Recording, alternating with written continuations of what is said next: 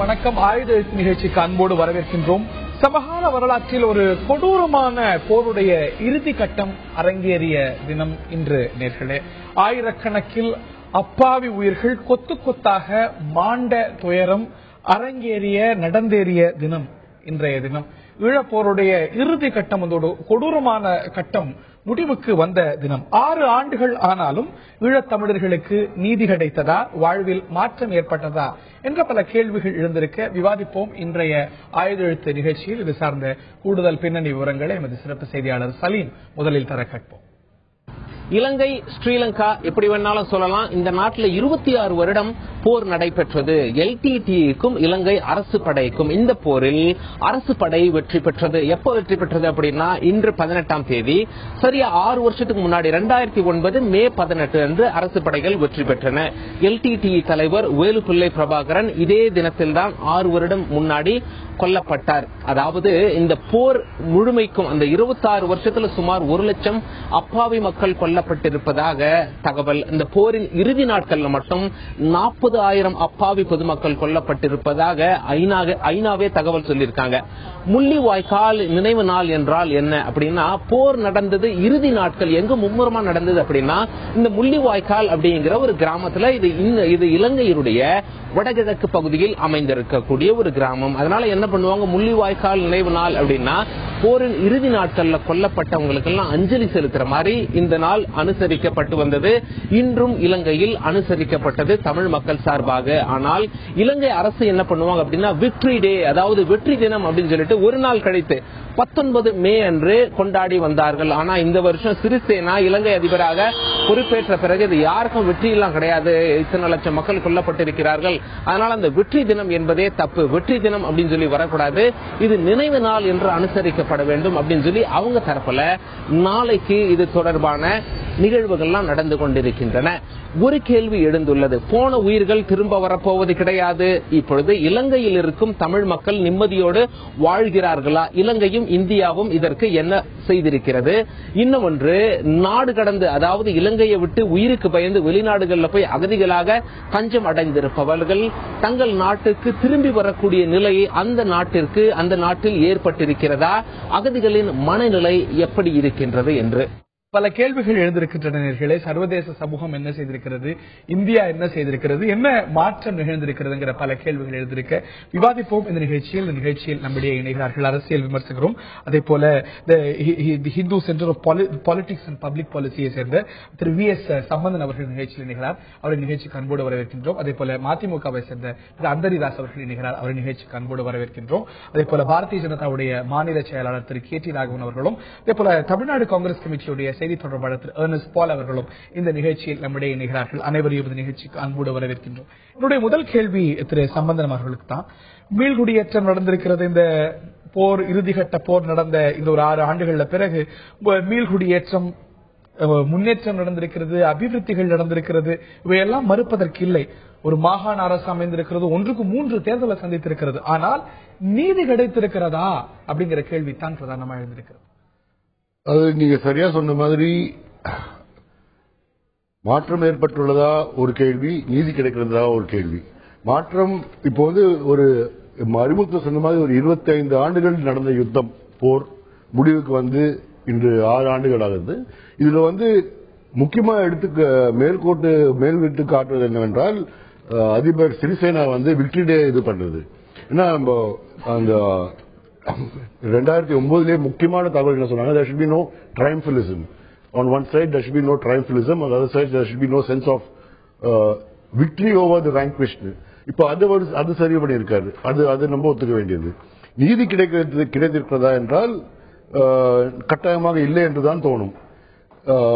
ஏன் என்று பார்க்க வேண்டும். அது இப்போ நீங்க தென்னாப்பிரிக்கா எடுத்து பார்க்கணும். இப்ப ட்ரூத் அண்ட் ரெகன்சிலியேஷன் கமிஷன் போட்டு அது ஒரு பலகாலமாய் வந்த ஒரு வெளிச்சம் மாதிரி இருந்தது. ஆனா இலங்கை எந்த யுத்தத்துல எடுத்து பார்த்தாலும் always the Victor will emerge as the writer of the history. So in that context நீங்க பாத்தீங்கன்னா நீதி கிடைத்ததா கிடைக்கவில்லையா என்பது ஒரு மிகப்பெரிய கேள்விக்குறி. கிடைக்கவில்லை என்றுதான் தோணுகிறது. இன்னொரு பக்கம் பார்த்தீங்கன்னா என்ன மாதிரி நீதி, what is the justice that people are looking for? Are they looking for closure? Are they looking for repatriation? Are they looking for reparation? அந்த மாதிரி பல கேள்விகள் வருது. போர்க்குற்றங்களுக்கு நடவடிக்கை. போர்க்குற்றங்கள்னு சொல்லும்போது 26 ஆண்டு காலம் நடந்த போர்.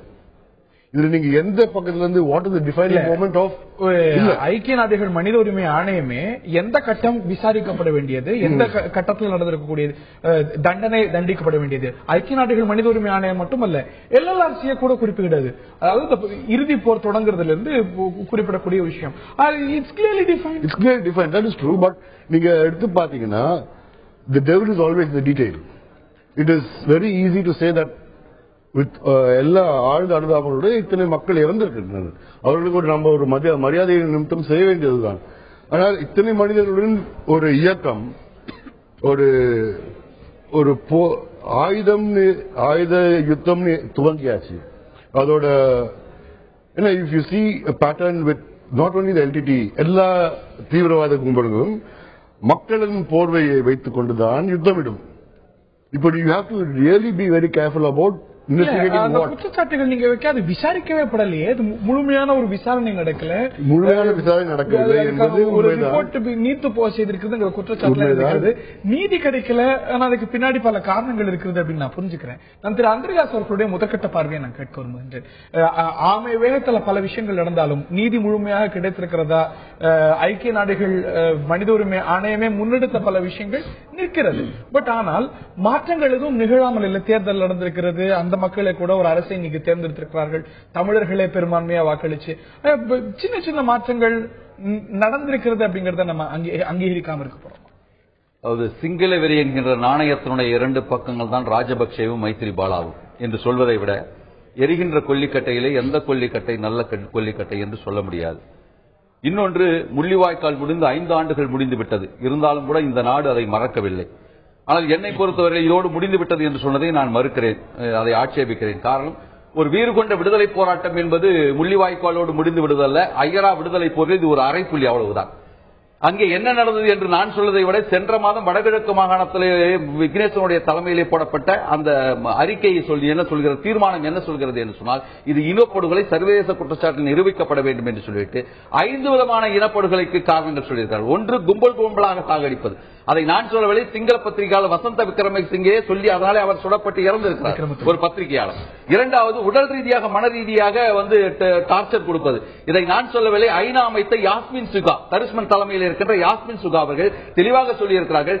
செக்யூரிட்டி போர்சஸ் கமிட்டட் ரேப் அந்த தமிழ் சிவிலியன்ஸ் என்பதை அவர் தன்னுடைய பக்கத்திலே அழகாக சொல்லியிருக்கிறார். 37,000 பேர் கொல்லப்பட்டார்கள் சொல்லியிருக்கிறார்.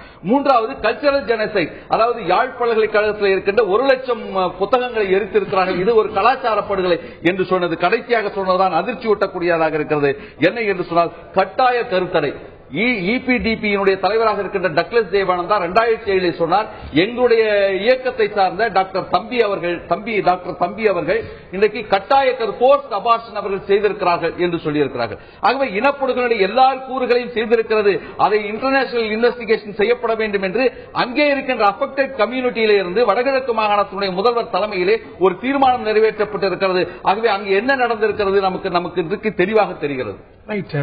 ஒரு இனப்படுகொலை நடந்திருக்கிறது, அது மூடி மறைக்கப்பட்டிருக்கிறது அப்படிங்கிறது உங்களுடைய குற்றச்சாட்டு. அது விசாரணை எல்லாம் அப்படியே அந்த கட்டத்தில் நிற்கிறது. சர்வதேச சமூகம் முன்னெடுத்து போகணும் அப்படிங்கிற ஒரு கோரிக்கைகள் எழுந்திருக்கிறது. திரு ராகவன், 2 ஆட்சி மாற்றங்கள் ஒரு மிகப்பெரிய எதிர்பார்ப்புகளை ஏற்படுத்தியது. ஒன்று, இந்திய மத்திய அரசுல ஏற்பட்ட ஆட்சி மாற்றம் இந்த விவகாரத்துல ஒரு குறிப்பிடத்தகுந்த மாற்றத்தை கொண்டு வரும் அப்படிங்கிற எதிர்பார்ப்பு ஏற்படுத்தியது.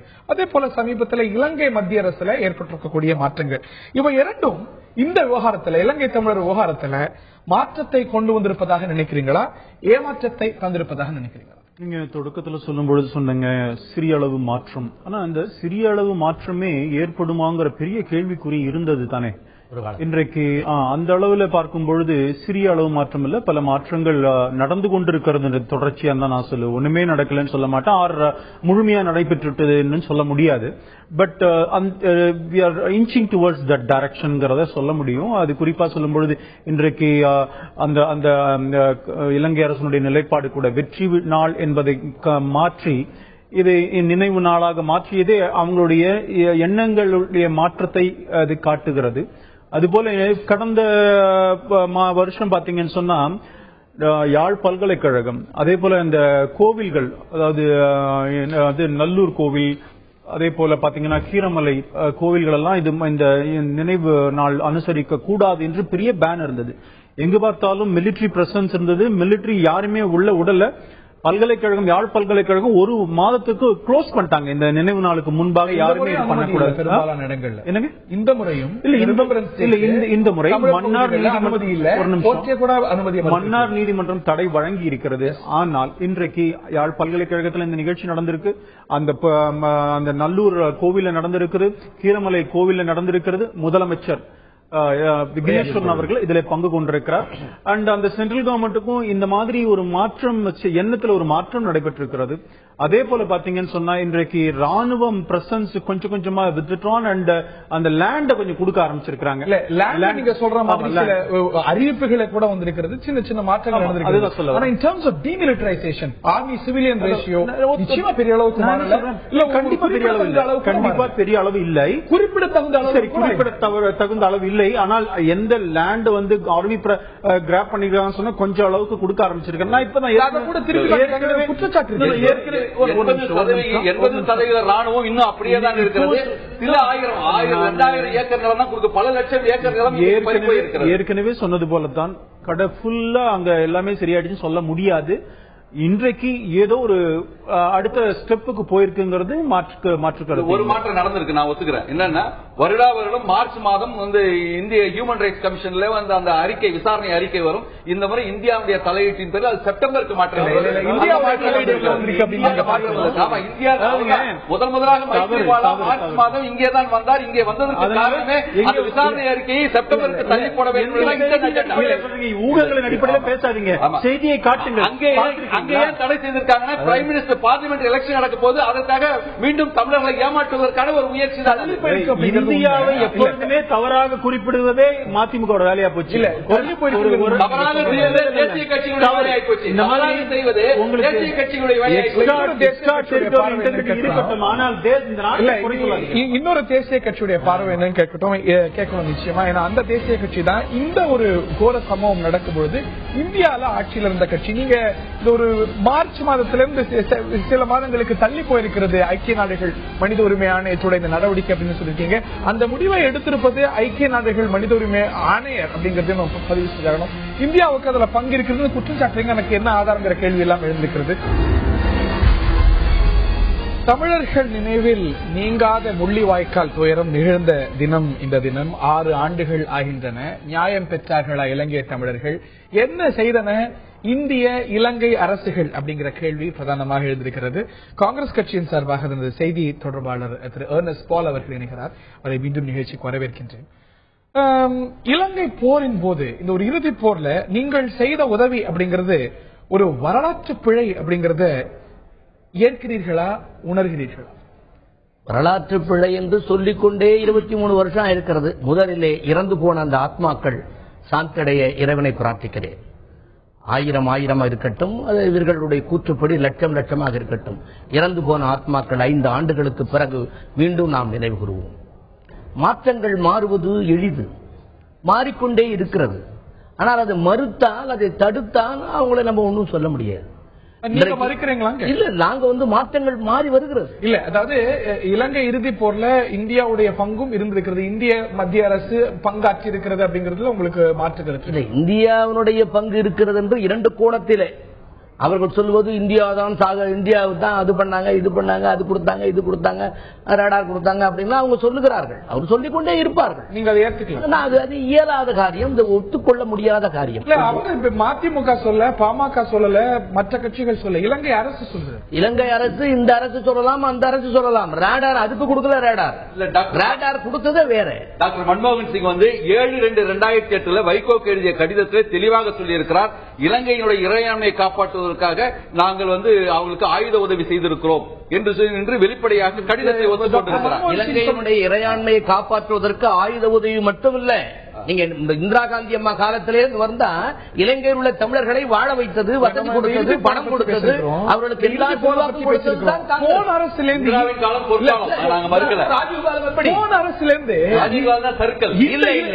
ராஜீவ் காந்தி காலத்தில் தான் அந்த இதே மே மாதம் 3ஆம் தேதி. ஏன் இப்ப விட்டுங்க, சிதம்பரம் அவர்கள் மே மாதம் 3ஆம் தேதி,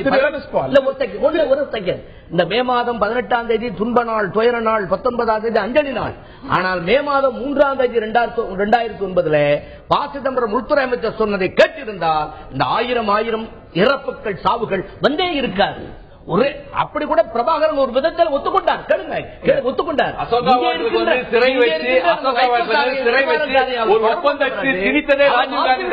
எண்ணத்தை மாற்றிவிட்டார். தமிழர்கள் தான் கேள்வியை தவிர்க்கிறீங்க. அன்றைய மத்திய அரசு இலங்கைக்கு போரில் உதவியது அப்படிங்கிறது இல்லை. மேட்டர் ஆஃப் ரெக்கார்ட் நீங்க மறுக்கிறீங்க. இலங்கையுடைய பிரதமர் அன்னைக்கு ராஜபக்சா விட்டுருங்க, இலங்கையுடைய இன்றைய பிரதமர் என்ன சொல்றாரு ஒரு முறை கேட்டு, ஒரே ஒரு முறை கேட்டு. இலங்கையுடைய இன்றைய பிரதமர் இந்தியாவுடைய அந்த ஒரு பங்கு பற்றி என்ன சொல்கிறார் கேளு. இன்றைய பிரதமர், India also helped us. Without the help of India, could not. President Rajapaksa could not have wiped out the LTT. He got that help. He agreed to give concessions even beyond the 13th Amendment, but he didn't do so. India helped Sri Lanka in the war. Yes, certainly. India has been categorically denying that. Amnesia is, very common among politicians. இப்படி நீங்க மறுக்கிறீங்களேன்னு கேட்கும்போது amnesia அரசியல்வாதிகளுக்கு ரொம்ப இயல்பு அப்படிங்கிறார். India போர்ல உதவியதான் நான் கேட்கிறேன்.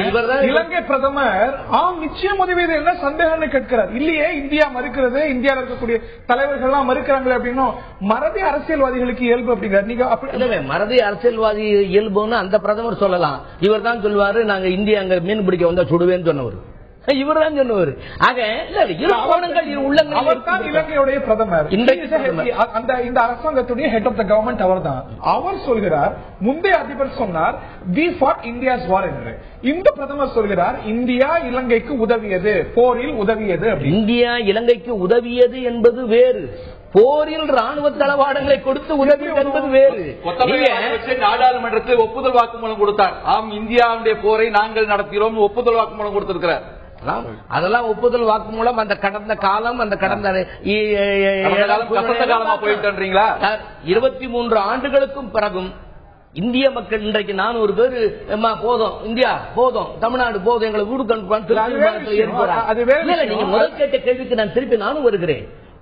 இன்றைக்கு முயற்சி நடந்து கொண்டிருக்கிறது, இன்றைக்கு ஏற்பாடுகள் நடந்து கொண்டிருக்கிறது, மக்கள் மனம் திரும்பி இருக்கிறார்கள். இதோ சில இங்க இலங்கை மக்களே எங்க ஊருக்கு போயிடுறோம்பா, விமானம் ஏற ஆரம்பிச்சிட்டாங்க. சும்மா விமானம் ஏறி ஊர்ல பொழைக்க போறவன, உண்மையில வாழ போறவனை விட்டுட்டு அவன் நிலமல கிடைக்குமான போற சில பேர் போயிருக்காங்க உண்மை. ஆனா இன்னைக்கும் கூட பலர் போறதுக்கு தயாராக இருக்கிறாங்க. தயாரா இருந்தா போயிருப்பாங்களே. நாடாளுமன்ற தேர்தலுக்கு ஷோ காட்டுறதுக்காக 50 பேர் கூட்டிக் கொண்டு போய் தமிழர்கள் பிரெயின் வாஷ் நாடாளுமன்ற தேர்தல் என்று வைப்போதான் இன்றைக்கு இந்தியாவின் பிரதமர் அமைச்சராக இலங்கை நாடாளுமன்ற தேர்தல் இந்தியாவின் நாடாளுமன்றத்தில் ஒரு ஷார்ட் ரிப்போர்ட். நீங்க ரொம்ப டெபாசிட் வாங்கிருக்கீங்க. நம்ம பார்க்க வேண்டியது கடந்த காலத்தையே தொடர்ந்து தோண்டி எடுத்து யார் தப்பு யார் சரி, யார் தப்பு யார் சரின்னு பார்க்க போறோம்.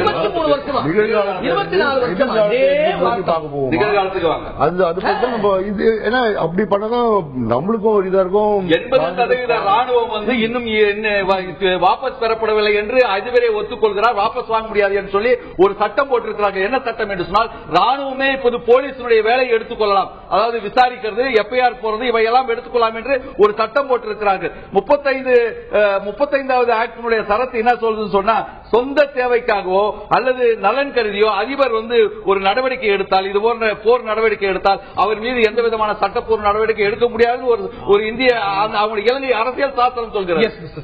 இதுல இப்போ நம்ம எதுக்கு திருப்பி நம்ம இந்த விவாதத்தை சட்டம் போட்டுருக்காங்க சார். போலீஸ் வேலையை ராணுவம் செய்யலாம் சட்டம் போட்டு சொல்லுங்க. இன்றைய விவாதம்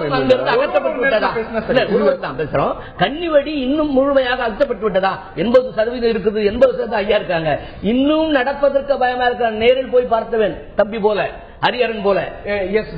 இப்போ நம்ம இப்போ அவரோட கேள்வி 2 மாற்றம் வந்திருக்கிறதா, நீதி கிடைத்திருக்கிறதா, இதை வைத்து நம்ம பார்த்தோம்னா நீங்க வந்து ஒண்ணு இல்ல. இப்போ இன்றைக்கோ நேற்றைக்கோ இலங்கையில் வவுனியாவில் வசிக்கும் பிபிசி தமிழோசையின் சிறப்பு செய்தியாளர் அங்க போய் எல்லாரும் பேட்டி எடுத்து போட்டிருக்காரு. அது பாத்தீங்கன்னா அது ஒரு தெளிவான தகவல் என்ன வருதுன்னா, மாற்றம் ஏற்பட்டுள்ளது. ஆனா அந்த மாற்றம் வந்து மக்களுக்கு தேவையான மாற்றமா? இப்போ நீங்க ரொம்ப கடினமானது, குறிப்பாக அரசியல் இருக்கும்போது மிக மிக கடினமானது ஒரு டிட்டாச்மெண்டோட பாக்குறது. ஒரு ஸ்டேட்ஸ்மேன் இருந்தா ஒரு டிட்டாச்மெண்டோட பார்க்கலாம். ஆனா ஒரு பாலிடிக்ஸ் இருக்கும்போது ஒரு டிட்டாச்மெண்டோட பார்த்தா you transfer to become a statesman. So அந்த மாதிரி நீங்க பார்க்கும்போது மாற்றம் வந்திருக்கிறது. ஆனா எவ்வளவு மாற்றம் வந்தாலும் உள்மனதில் ஒரு ஒரு இழப்பு என்பது சரி வர்றதுக்கு 5 காலம் என்ன 6 வருடம் என்ன வருடக்கணக்கானாலும் 6 ஆண்டுல இயல்பா நடந்திருக்கக்கூடிய பல விஷயங்கள் கூட ரொம்ப அதீதமான தாமதமா இருக்கிறது. What is the logic behind இனி வரைக்கும் இவ்வளவு ஒரு டிமிலிட்டரைஸ்ட் ஜோனா அந்த ஒரு வடக்கும் கிழக்கும் இருக்க வேண்டிய ஒரு ரேஷனல் என்னங்கிற ஒரு கேள்வி எல்லாம் இருந்திருக்கிறது. அரசியல் காரணத்துக்காக அந்த ஒரு ராணுவ பின்வாங்கல் அப்படிங்கிறது நடக்காமல் இருப்பதெல்லாம் ஒரு இயல்பான ஒரு நீங்க வந்து ஒரு அதாவது மிலிட்டரைஸ்டா இருக்கும் போது எப்படி இருந்திருக்குன்னு பார்த்திருக்கேன் நானு. அந்த militarization to move away from a militarized zone is going to be அது ஒரு மிக உயர மிக கடினமான பாதை. அது நீங்க ஒரு அரசாங்க ரீதியா பார்க்கணும், ஒரு மனிதாபிமான ரீதியா பார்க்கணும், ஒரு யதார்த்த ரீதியா பார்க்கும்போது இப்போ ஒரு 26 ஆண்டு இதுல வந்து இன்னொன்னு குறிப்பிட விரும்புவது என்னன்னா, இப்போ அதிகபட்சமா 1 லட்சக்கணக்கில் மனிதர் இறந்தனர் சொல்றாங்க. அந்த ஃபிகர்ஸே வந்து நீங்க வந்து திருப்பி குவெஸ்டின் பண்ணணும். ஏன்னா இப்போ வந்து without belittling the number of figures, இப்போ நீங்க ஐநாவுடைய ரிப்போர்ட் எல்லா ரிப்போர்ட்டும் எடுத்து தான் சொல்றேன் ஐயா. இப்போ நீங்க பாத்தீங்கன்னா இலங்கை பிரதமர் என்று சொல்லும்போது 5000 பேர் தான் இருந்திருப்பாரு.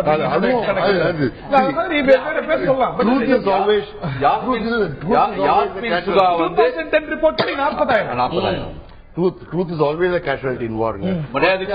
இந்திய பிரதமர் அங்கே போகும்போது பல அக்ரிமெண்ட், பல ட்ரேட் அக்ரிமெண்ட்ஸ் நடந்தது. ஒரே ஒரு விஷயம், ட்ரேட் அக்ரிமெண்ட் அதெல்லாம் யூசுவலா நடக்கிறதா டிப்ளமேட்டிக் ரிலேஷன்ஸ்ல இன்ஃப்ராஸ்ட்ரக்சருக்காக. ஆனா அதுல உடன் போட்டிருக்காங்க expanded support for military training போட்டிருக்காங்க.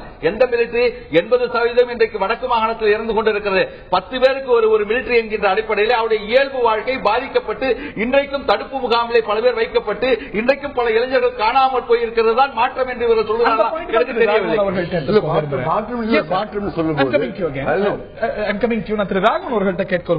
ஒட்டி கேட்கணும் அப்படிங்கறதுனால நீங்க நிச்சயமா இந்த ஒரு முள்ளிவாய்க்கால் சம்பவம் நடந்த போது ஒரு கோபப்பட்ட ஆவேசப்பட்ட இப்படி நடக்கலாமா, இந்திய அரசு இதை அனுமதித்திருக்கலாமா அப்படின்னு ஆவேசப்பட்ட கட்சிகள்ல பாரதிய ஜனதாவும் ஒன்று அப்படிங்கிறது எனக்கு மாற்று கருத்து இல்லை. ஆனால் இன்னைக்கு மோடி பிரதமரான பிறகு இந்த ஒரு அணுகுமுறையில பெரிய மாற்றம் இந்த விவகாரத்தில் எதிர்பார்க்கப்பட்டது.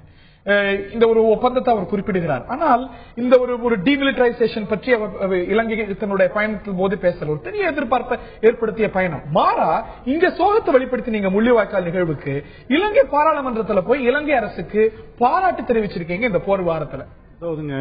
உண்மையா இல்லையா? ஓகே, அதாவதுங்க சேஞ்சிங் சினாரியோ பத்தி பேசிட்டு இருக்கிறோம். நீங்க சொன்னீங்க கடந்த காலங்களில் காங்கிரஸ் கட்சி இதற்கு காங்கிரஸ் அரசாங்கம் மத்திய அரசாங்கம் ஆதரவு கொடுத்தது. இங்கே கூட வந்து கோத்தபய ராஜபக்சே சொன்னார். ஆனால் இன்றைக்கு அந்த மாற்றங்கள் வரும்பொழுது அவர்களுக்கு என்ன தீர்வை கொடுக்க வேண்டும் என்பதை பேச வேண்டும். ஒரு நிமிஷம் உங்களுக்கு அணுகுமுறையில மாற்றம் இருக்கான்னு அவங்க வந்து போருக்கு உதவி செஞ்சாங்கன்னு குற்றச்சாட்டினவங்களை நீங்களும் ஒருத்தர். ஆனா அதே இலங்கை அரசுக்கு இலங்கை பார்லிமெண்ட்ல போய் பாராட்டு. ஒரு நிமிஷம், நீங்க ஒரு இடத்துல போய் இங்கேருந்து அந்த நாட்டுக்கு போறோம், அந்த நாட்டுல சில டிப்ளமேட்டிக் விஷயங்கள் செய்ய வேண்டிய விஷயம் செய்யதான் செய்வாங்க.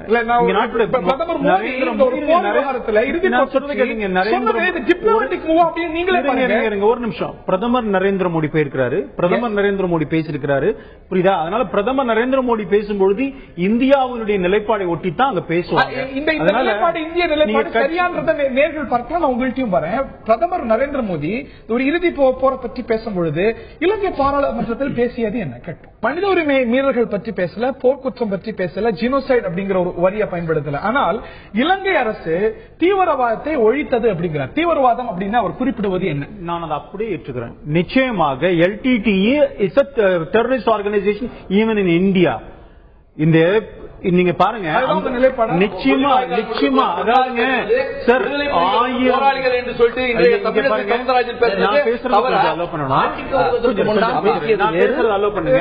இப்பவும் சொல்லுகின்றேன், எங்களுக்கு கருத்து வேறுபாடுகள் 1000 இருக்கலாம். ராஜீவ் காந்தி நாட்டுடைய முன்னாள் பிரதமர், அவரை இந்திய மண்ணிலே கொன்னதை ஏற்றுக்கொள்ள முடியாது. அந்த விதத்திலே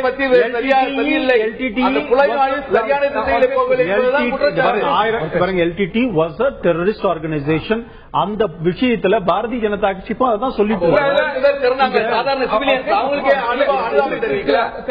அந்த விதத்துல அந்த உள்நாட்டுல பல இல்ல. இப்ப வந்து கேள்வி வந்து ரெண்டா பிரித்து வருகிறேன். அவர் வந்து அந்த ஸ்பீச்ல மனித உரிமை மீறல்னு சொல்லல, ஜெனோசைடுன்னு சொல்லல, வார் கிரைம்ஸ் சொல்லல, ஆனா மாறா டெரரிசத்தை இது வீழ்த்திட்டார் அப்படிங்கிறார். டெரரிசம் அப்படின்னு சொல்லும் போது LTT தான் சொல்றாரு. LTT is a terrorist organization. சட்டத்தில் என்ன பொறுத்த வரைக்கும் தலைவரை பொறுத்த வரைக்கும் எப்படிங்கறத நம்ம கேட்டுருவோம். தமிழ்நாடு பாரதிய ஜனதாவுடைய மாநில தலைவர் LTTயை பகிரங்கமாக தீவிரவாத இயக்கம் என ஏற்றுக்கொள்கிறாரா கேட்போம். புலிகளை நீங்கள் பயங்கரவாதிகளாக பார்க்கிறீர்களா, போராளிகளாக பார்க்கிறீர்களா? அதாவது அப்படி என்னால் தெளிவாக இப்படித்தான் அப்படித்தான் என்று சொல்ல இயலாது. ஆனால் புலிகளை மத்திய அரசு பயங்கரவாத இயக்கம் என்று அறிவித்திருக்கிறது. அதாவது நீங்கள் தமிழர்களுக்காக போராடிய போராளிகள் அவர்கள். ஆனாலும் சில நேரங்களில் உதாரணத்திற்கு சொல்ல வேண்டும் என்றால் நீங்க ராஜீவ்காந்தி கொலை அப்படி நடக்கும் பொழுது அவர்கள் மீது ஒரு மாற்று கருத்து இருக்கத்தான் செய்கிறது. ஆனால் அதே சமயத்தில் புலிகள் என்றாலே அதாவது தமிழர்களுக்காக போராடுபவர்களே, தமிழினத்தை பாதுகாப்பாக போராடுபவர்களே அப்படித்தான் முத்திரை குத்த வேண்டும் என்றும் இல்லை அல்லவா? தமிழர்களுக்காக போராடியவர்கள் எல்லோரையும் தீவிரவாதிகள் என்ற முத்திரை குத்தப்பட்டுவிடக் கூடாது என்பதில் பாரதிய ஜனதா கட்சி மிக தெளிவாக இருக்கு. தெளிவா பாரதிய ஜனதா LTTA தீவிரவாத இயக்கம் அப்படின்னு நீங்க சொல்றீங்க. ஆனா உங்க மாநில தலைவர் அப்படி முத்திரை குத்திவிட கூடாது, தமிழர்களுக்காக அவர்களும் போராடினாங்க, அப்படி முத்திரை குத்த கூடாது அப்படிங்கிறாங்க. Are you confused? Sorry, no confusion. நீங்க தான் கன்ஃபியூஸ்ட். பாருங்க, தமிழர்களுக்காக போராடுபவர்களை நீங்கள் தீவிரவாதி என்று சொல்ல முடியாது. LTT தீவிரவாத இயக்கம். இலங்கையிலே தமிழர்களுக்காக போராடியது LTT மாத்திரம். இங்க பாருங்க, it's a banned organization. Yes அப்படின்னு ஒத்துக்கிறாங்க. இன்னொன்னு தமிழர்களுக்கு ஒரு கொஞ்சம் நீங்க அலோ பண்ணுங்க. This is not right. தமிழர்களுக்காக போராடியவர்களை தீவிரவாதி என்று சொல்ல முடியாது. ஆம் சொல்ல முடியாது. தீவிரவாதி தமிழர்களுக்காக போராடியது LTT மாத்திரம் இல்ல சார்ங்க. எத்தனையோ தமிழர்களுக்காக போராடியவர்களையும் சொன்னாங்க. அதனால தமிழர்களுக்காக போராடிய இன்றைக்கு இருக்கிற TNA தமிழர்களுக்காக போராடியதுதான். அமிர்தலிங்கமும் தமிழர்களுக்காக போராடியவர் தான். அவர் கொன்னவரும் LTT தான். அதனால ரொம்ப சிம்பிளா சொல்லிட்டீங்க. நீங்க ரொம்ப தெளிவா சிம்பிளா சொல்லிட்டீங்க. LTT is a terrorist organization அப்படின்னு. அதே கேள்வி டாக்டர் தமிழிசைட்ட வைக்கும்போது, உங்களுடைய மாநில தலைவர் வைக்கும்போது அவங்க அப்படி தெளிவா ஒரு நிலைப்பாடு எடுக்க முடியாது, அப்படி பிராண்ட் பண்ணிட முடியாதுங்கிற. நீங்க என்ன திருப்பி வேணா கேட்டு பாருங்க. எனக்கு ஒன்னு ஆச்சு. I am very clear on that. India BJP government இருக்கும் பொழுதும் அந்த கண்டினியூஸ் அந்த இது வந்து டெரரிஸ்ட் ஆர்கனைசேஷன் அந்த பேன் கண்டினியூ தான் ஆச்சு. அதையும் அவங்க தான் சொல்றாங்க. எங்களுடைய தலைவர் ஒன்னும் தமிழர்களுக்காக போராடியவர்களை நீங்கள் தீவிரவாதி என்று சொல்ல முடியாது, சொல்ல முடியாது. அமிர்தலிங்கத்தை சொல்ல முடியாது. புலிகள் தமிழர்களையே எதிர்த்து கொண்டவங்க தானே.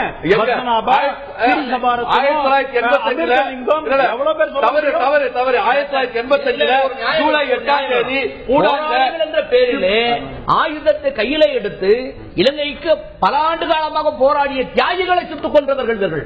அப்ப தீவிரவாதிகள் இந்திரா காந்தி அம்மா உங்களுக்கு சோறு போட்டாங்க, உங்களுக்கு பணம் கொடுத்தாங்க, உங்களுக்கு துப்பாக்கி கொடுத்தாங்க, உங்களுக்கு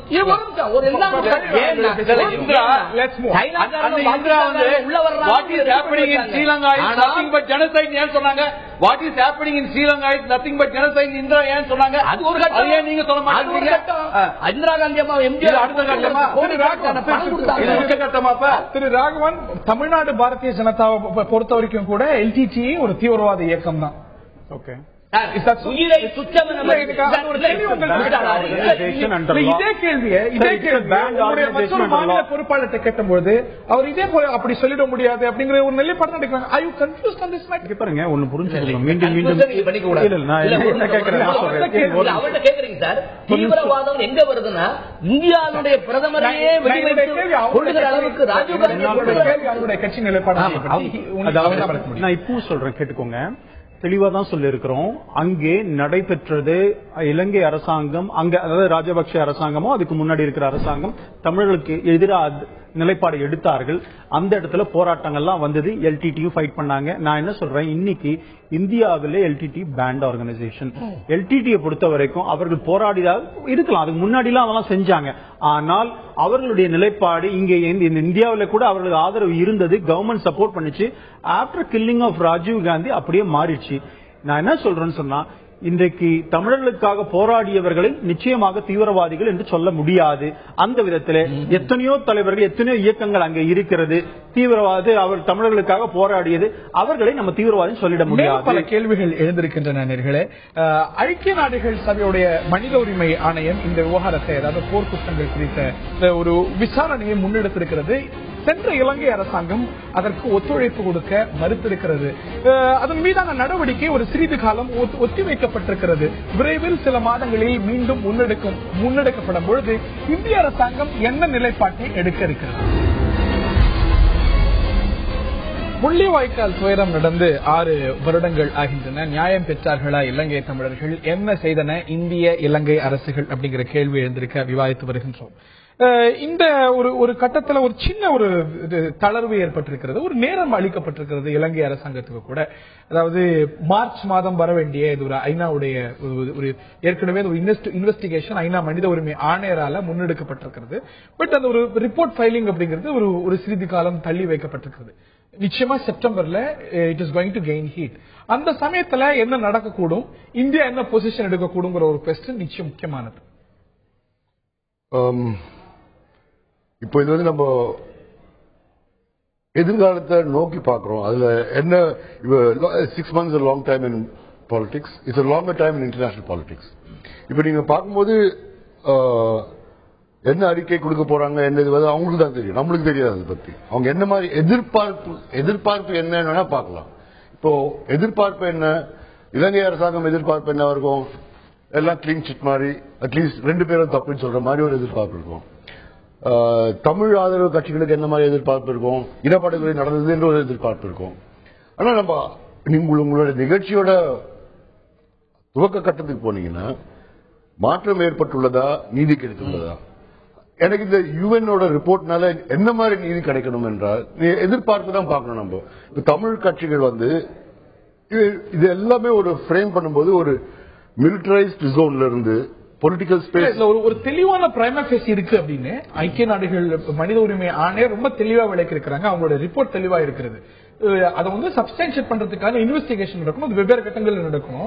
அதோடைய ஒரு ரிப்போர்ட் வரப்போகுது, அது எப்படி இருக்க போகுதுன்னு நமக்கு தெரியும். ஏன்னா ஆதாரங்கள் out in the public domain இல்ல, ஆதாரங்கள் அவுட் இன் தி பப்ளிக் பழைய அறிக்கைகள் இருக்கிறது. பழைய சமீபகால அனுபவம் பற்றி பார்க்கும்போது எடுத்துக்கலாமா? ஐநா அறிக்கையை நம்ப மாட்டாங்கன்னா எல்எல்ஆர்சி எடுத்துக்கலாமா? இல்ல, நீங்க ஐநாவுடைய அறிக்கைன்னு பார்த்தா தட் இஸ் ரிப்போர்ட் ஒன்னு இருக்கு. பாங்கி மூன் சைலண்டா இருந்துட்டாரு கடைசி காலங்கள்ல, ஐநா கண்டுக்காமே இருந்துருச்சு அந்த இதுல அப்படின்னு கூட ரிப்போர்ட் இருக்கு. தரிஷ்மன், யாஸ்மின் சுகா, ஸ்டீவன் ராட்னர் இவங்க அறிக்கை தெளிவாக கொடுத்திருக்காங்க. இலங்கை அரசு ஏற்றுக்கொள்ள மாட்டேன்னு சொல்லிவிட்டது. இப்ப புலன் விசாரணை அமைப்பு மார்த்தி அட்டிசாரி, சிங்வியா, ஜஹாங்கீர் இவரை விசாவே தரமாட்டேன் என்று சொல்லிவிட்டது. ஏற்கனவே எல்எல்ஆர்சியில் 250 பரிந்துரைகள், அதுல 91 பரிந்துரைகளை அந்த ஒரு மூவர் அறிக்கையில எல்டிடியை பற்றியும் பல எல்லாத்தையும் எல்எல்ஆர்சியில 250 பரிந்துரைகள், அதுல 91 பரிந்துரைகளை ஏற்றுக்கொள்ளவே முடியாது என்று அந்த நாட்டினுடைய அன்றைய அமைச்சராக இருந்த சமரசிங்க சொல்லியிருக்கிறார். அவங்க அரசாங்கத்துக்கு இருக்கிற விசாரணையில் இருக்கிற பரிந்துரையை ஏற்றுக்கொள்ள முடியாதுன்னா எங்க இருந்து மாற்றி சார் ஏற்றுக்கொள்வாங்க? இப்போ ஒரு நிலைப்பாடு மாற்றம் வந்திருப்பதா தெரியல. நம்ம திரு ரணில் விக்ரமசிங்கே பேட்டெடுக்கும் பொழுது எங்களுடைய ஜூரிஸ்டிக்ஷனை மதிக்கக்கூடிய ஒரு சர்வதேச விசாரணைக்கு தயார். நிச்சயமாக எல்லா தரப்பும் இதுல குற்றம் செஞ்சிருக்கிறது. இலங்கை ராணுவம் குற்றம் செய்யலாம் நான் சொல்லல, அது விசாரிக்கப்படணும். அது எங்களுடைய ஜூரிஸ்டிக்ஷனை பாதிக்காத ஒரு விஷயம் வரணும் அப்படிங்கும்போது நிச்சயமா ராஜபக்சாவோட நிலைப்பாட்டிலிருந்து ஒரு நிலைப்பாடு மாற்றம். இனப்படுகொலை விசாரிக்கிறது ஐநா என்ற அமைப்பு எதுக்கு? அவங்க ஜூரிஸ்டிக்ஷன் விசாரிச்சுக்கலாம்னா அவங்களே ஒரு இனப்படுகொலை பண்ணிட்டு அவங்களே விசாரணை போடுறாங்க. ஸ்டாட்யூட் ஆஃப் ரோம்க்கு இந்தியா போல சிக்னேச்சரிஸ் இல்ல, அவங்க வந்து விசாரிக்கட்டும், அறிக்கை எல்லாம் கொடுக்கட்டும். ஆனா இது வந்து எங்களுடைய ஜூரிஸ்டிக்ஷன், எங்களுடைய கோர்ட்ஸ் மதிக்கக்கூடிய அறிக்கை கொடுத்து என்ன பிரயோஜனம்? இதுல வந்து எக்ஸசிவ் ஜூரிஸ்டிக்ஷன் இருக்குது, எக்ஸசிவ் இனப்படுகொலை நடந்திருக்கு, ஜெனோசைட் நடந்திருக்கு அறிக்கை கொடுத்த பிறகு அது மேல நடவடிக்கைகள் இதெல்லாம் ஃபார்மாலிட்டி தேவையே இல்லையே. அவங்களே போட்டு நாம் கேவாசி ஒரு விசாரணை கமிட்டி போட்டு முடிச்சுக்கலாமே. திரு பால் அவர்கள்ட்ட போறதுக்கு முன்னாடி திரு ராகவன் அவர்கள்ட்ட தான் கேட்கிறேன். வரக்கூடிய செப்டம்பர்ல ஒரு நிலைப்பாடு எடுக்க வேண்டி வந்திருந்தாலும் கூட இலங்கையை தான் ஆதரிப்பீங்களோ? ஒன்னு புரிஞ்சுக்கோங்க, ராஜபக்சே அவர்களுக்கு டெல்லியில வந்த போது கை கொடுத்தார் மோடி, அதனால அவரை வெற்றி பெறுவதற்காக ஆசீர்வதித்தார், விஷ் பண்ணாரெல்லாம் பேசினாங்க. வாட் ஹேப்பன் கடைசியில? அதனாலங்க காட்மாண்டுல கை வைத்துக்கொண்டு எத்தனை நாள் நீங்க அரசியல் ஓட்டுனீங்க? ஆனா நடந்தது என்ன? நீங்க என்ன சொன்னீங்க அரசியல் ஓட்டுங்க ப்ளீஸ் அலோமி. அந்த மாதிரி இருக்கும் பொழுது செப்டம்பர் இருக்கிறது, அவர் சொன்ன மாதிரி பாலிடிக்ஸ்ல வந்து ஒரு அரசாங்கம் அத்தனை நாட்கள் இருக்கும் பொழுது government need not place all the cards right now in the table. It has already placed it, sir. Place இல்ல நான் சொல்லுவது கடந்த இது சொல்லிருக்கலாம். இப்ப நீங்க செப்டம்பர்ல என்ன நிலைப்பாடு எடுக்கணும் கேக்குறீங்க. இந்த விவகாரத்துல என்ன நிலைப்பாடு அப்படின்னு புதிய மத்திய அரசாங்கம் சொல்லிருக்கிறது. அதே நிலைப்பாடு மாற்றம் இருக்காது, மாற்றமும் கிடையாது. நாங்க ஏற்கனவே வந்து எந்த ஒரு இன்க்ளூசிவ் ரெசல்யூஷனும் நம்ம ஏத்துக்க மாட்டோம். மார்ச்லயே நாங்க வந்து இலங்கைக்கு இந்த கேள்வி என்கிட்ட கேக்குறீங்க. அதான் உங்கள்ட்ட கேக்குறேன். கேள்வி நீங்க திருப்பி கவனிச்சிருக்கணும். இலங்கைக்கு சப்போர்ட் பண்ண போறீங்க. ஒரே ஒரு விஷயம் சார், ஜூலை 22ஆம் தேதி ராஜபக்சே பார்த்து விட்டு சாரி அவர்களும் சுவாமி அவர்கள் என்ன சொன்னாங்க சொன்னா, அது அப்படியே ஆங்கிலத்தில் சொல்லணும், India will be far more supportive of Sri Lanka position in UN security council then ever before என்று சொல்லி இருக்கிறார். ஹியூமன் ரைட்ஸ் கவுன்சில் இதுவரை இருந்ததை விட அதிகமாக நான் சப்போர்ட் பண்ண விளைவுதான் செப்டம்பருக்கு போயிருக்கு விசாரணை அறிக்கையை. அதற்கும் இதற்கும் தொடர்பு படுத்த முடியுமா? இது செப்டம்பருக்கு போனது அப்படிங்கிறது வந்து ஐக்கிய நாடுகள் மனித உரிமை ஆணையர் எடுத்த முடிவு. இலங்கை அரசாங்கம் போய் பார்த்தது, நாங்க புதுசா ஒரு அரசாங்கம் வந்திருக்கோம், எங்களுக்கு நேரம் கொடுங்கன்னு கேட்டது. அங்க இங்கே இந்தியா அங்க நுழைக்க முடியுமா? இந்தியாவுடைய அழுத்தம் இல்லாமல் அதுல வந்து நகர்வுக்கு வாய்ப்பே இல்லை. மங்கள சமரவீரா இலங்கையுடைய வெளிவகாரத்துறை அமைச்சர் ஆணையரை போய் பாக்குறாரு, அமெரிக்காவை போய் பாக்குறாரு, எங்களுக்கு நேரம் வேணும்னு கேட்கிறாரு. அவங்க டீல் பண்றத இந்தியா பின்னாடி இருக்கு அப்படின்னு சொல்றது ஜஸ்ட் கான்ஸ்பிரசி தியரி. அது என்ன ஃபேக்ட் அப்படின்னு பார்த்தா ஸ்ரீலங்காவுக்கு பார்த்து ஐநாவே பயப்படுதுன்னு அர்த்தம். ஏற்கனவே வந்து தர்ஷனுடைய அறிக்கை அந்த மூவர் குழு போகும்போது இவர்கள் வந்து இன்டர்நேஷனல் விபச்சாரிகள் என்று போட்டு ரொம்ப கேவலப்படுத்தினாங்க. அது அவங்களை பார்த்து இன்றைக்கு ஐநா முன்னாடியே சொல்லிட்டு இருந்தாங்க. அந்த சமயத்துல கடுமையான அறிக்கையை நவிப்பிள்ளை கொடுத்தார். புது மனித உரிமை ஆணையம் கூட ரொம்ப கடுமையான நிலைப்பாடு தான் எடுத்தார். நேரம் கொடுக்கப்பட்டிருக்கிறது. அது ஒரு இந்தியாவுடைய தலையீடு அப்படின்னு நம்ம சொல்ல முடியுமாங்கிறது என்னோட கொஸ்டின். எஸ், அதாவது என்னை பொறுத்த வரைக்கும் எனக்கு இந்த செப்டம்பர் அந்த UNHRC இதுலயே என்ன நடக்கும்ங்கிற ஒரு சந்தேகம் உண்டு. என்னோட சொன்னால நீங்க பாத்தீங்கன்னா அமெரிக்கன் இன்ஃபுளுன்ஸ், யூரோப்பியன் கண்ட்ரீஸ் எல்லாம் வந்து அங்கே சைனாவோட பிரசன்ஸ் ஸ்ரீலங்கால அதிகமா இருக்குது, அதை மாற்ற வேண்டும் என்பதற்காகவே பல விஷயங்கள்ல கொண்டு போனாங்க. இன்னைக்கு அமெரிக்கா ஸ்பான்சர்ட் ரெசல்யூஷன் தான் அது முதல்ல. இன்னைக்கு திருப்பி அமெரிக்கா அதை ஸ்பான்சர் பண்ணுமான்னு எனக்கு ஒரு டவுட்டா இருக்கிறது. ஏன்னு சொன்னா அவங்களோட எதை முடிஞ்சு போச்சு. இப்போ சைனாவோட பிரசன்ஸ் இருக்கக்கூடாது, ராஜபக்சே காரணம், ராஜபக்சே இப்ப காலி பண்ணிட்டாங்க அப்படிங்கிற ஒரு எண்ணம் இருக்கலாம். அதனால அந்த மாதிரி வரும்பொழுது பார்க்க வேண்டும், எப்படி வரும்போது பார்க்கணும். ஒரு லாஜிக் இருக்கதான் செய்யுது. ஏனென்றால் இப்ப வந்து சமீபத்தில் கூட ஒரு சர்ச்சையை ஏற்படுத்தியது இந்திய அரசாங்கத்துல மத சுதந்திரம் இல்ல அப்படிங்கிற ஒரு ரிப்போர்ட். அதுல இந்தியாவில மத சுதந்திரம் இல்ல, மோடி வந்து இதெல்லாம் பண்ணிட்டார் அப்படின்னு இந்த அறிக்கை சொல்லுது. ஆனா ஸ்ரீலங்கால எல்லாம் சிறப்பா இருக்கு அப்படின்னா அந்த ரிப்போர்ட் சொல்லுது, அமெரிக்காவோட ரிப்போர்ட். அவங்க US நிலைப்பாடெல்லாம் ஒரே ஒரு செய்தி சொல்றேன். அதுக்குதான் சொல்றேன். ஒரே ஒரு செய்தி சார். பாணந்துறையில் இருக்கிற அந்த கோயில் குருக்களை அங்க இருக்க சிங்கள புத்து பிட்சுக்கள் சிங்கள வெறியர்கள் எண்ணெய் கொதிக்கின்ற எண்ணெயை ஊற்றி கொலை செய்த காரணத்தால், குழந்தைகளை கொலை செய்த காரணத்தால் தான் நான் ஆயுதம் எடுக்க வேண்டிய சூழ்நிலை வந்தது பிரபாகரன் அவர்கள் சொல்லியிருக்கிறாங்க. அப்படி இருக்கக்கூடிய சூழ்நிலையில இந்தியால மத சுதந்திரம் இல்லைன்னு ஒரு கேட்டகரியில வச்சு அடுத்த கேட்டகரியில எல்லாம் சரியாயிட்டு வருதுங்கிற ஒரு கேட்டகரியில ஸ்ரீலங்கா வைக்கிறாங்க யூஎஸ் உடைய ரிப்போர்ட். அதெல்லாம் நம்ம Obama India religious intolerance would have shocked Gandhi என்று சொல்லியிருக்கிறார். அப்படி நிச்சயமா ஒபாமா பாடாடுகிற அளவுக்கு இங்க செக்யூரிட்டி ஒபாமாக்கு அந்த உரிமை வேற. அவர் சொல்றதுக்கு அமெரிக்கால அந்த ஒரு கருப்பினை இவரை போட்டு தாக்கிட்டாங்க. தார்மீக உரிமை இருக்கிறதா இல்ல? அப்படி தார்மீக உரிமை இல்லாத அமெரிக்கா கூட இந்தியாவில எல்லாம் தப்பா நடக்குது, இலங்கையில எல்லாம் சரியா நடக்குது அப்படின்னு புது சமீபத்திய ரிப்போர்ட் கொடுக்கறதுனால யூஎஸ் உடைய அப்ரோச்ல பல கேள்விகள் காரணமும் இருக்கு. அன்னை தெரேசாவை கூட கேவலப்படுத்திய நாடு இந்தியா. அவர் போறப்ப ஆமா அன்னை தெரேசா மத மாற்றத்துக்கு தான் வந்தாங்க அப்படின்னு ஒரு எம்பி சொல்லிட்டு போக வச்சா அந்த நியூஸ் அங்க ரிஃப்ளெக்ட் ஆயிட்டு ஜனதா கவர்மெண்ட் இன்னைக்கு கூட இலங்கையில சிறுபான்மை முஸ்லிம்களுடைய மத உரிமைகளுக்கு பாதிப்பு வந்துட்டு இருக்கு. பொதுபால சேனா மாதிரியான அமைப்புகள் என்ன பண்ணிட்டு இருக்குங்கிற கொஸ்டின் இருக்கு. அங்க எல்லாம் சுபிட்சமா இருக்குன்னு ஒரு அமெரிக்க ஒரு அறிக்கை வரும்போது நிச்சயமா கேள்வி எழுப்புது அப்படின்னு சொல்றேன். இடைவெளிக்கு முன்னாடி வேறு சில விவகாரங்களை கருத்து சொல்ல விரும்பினீங்க. இடைவேளையில் நீங்க அருமையான ஒரு கேள்வி கேட்டீங்க. இப்பொழுது சிலோன் எப்படி இருக்கிறது, இலங்கை எப்படி இருக்கிறதுன்னு கேட்டீங்க. ஒரு 40 வருஷமாக கல்விக்கு பக்கமே போகாத சிலோன் இலங்கை வடகிழக்கு மாகாணங்கள், குறிப்பாக நான் நேரில் போய் பார்த்திருக்கிறேன். ஒரு ரவி என்ற அவர் நம்ம ஒரத்த நாட்டுக்காரர், ரொம்ப வருஷமா தாய் தந்தையோட அங்க செட்டில் ஆயிட்டு இருக்கிறார். அவர் நீ எவ்வளவு படிச்சிருக்கேன்னு கேட்டேன். ரவி சொல்றாரு, அண்ணே எங்கட எனக்கு 3 வயசுல என்ன இப்படி நாடு ஆயிடுச்சுனே. அண்ணா இப்ப உங்க குழந்தை அவருக்கு 30 வயசு 32 வயசு ஆயிடுச்சு. அவர் குழந்தைங்க எல்லாம் படிக்க ஆரம்பிச்சிருச்சு. ஆக மாற்றம் வந்திருக்கிறது. அவங்க பெரிய பையன் என்ன படிக்கிறான், 10th ஸ்டாண்டர்ட் படிக்கிறான். அப்போ கல்வி அறிவு உள்ளே வந்திருக்கிறது. அங்க பீஸ்ஃபுல்னஸ் வந்திருக்கிறது. அங்க இன்னும் அந்த கல்வி நீதி கிடைத்திருக்கிறதா? திருப்பி திருப்பி சொல்கிறேன், நீதி உடனடியாக வந்துவிட்டது சொல்ல முடியாது. நீதி வந்து கொண்டே மறந்து இருக்கிறார். நீங்க எல்லாத்தையும் எதிர்த்தால் எதிர்க்கிறோம், விட்டா நீதி வந்து கொண்டே இருக்கிறது. இன்றைக்கு நாமளே 50,000 ரயில விட்டுருக்கிறோம், நாமளே வீட கட்டி கொடுத்திருக்கிறோம். இதெல்லாம் அப்பொழுது முடிந்ததா? செய்வதற்கு வாய்ப்புகள் இருக்கிறது.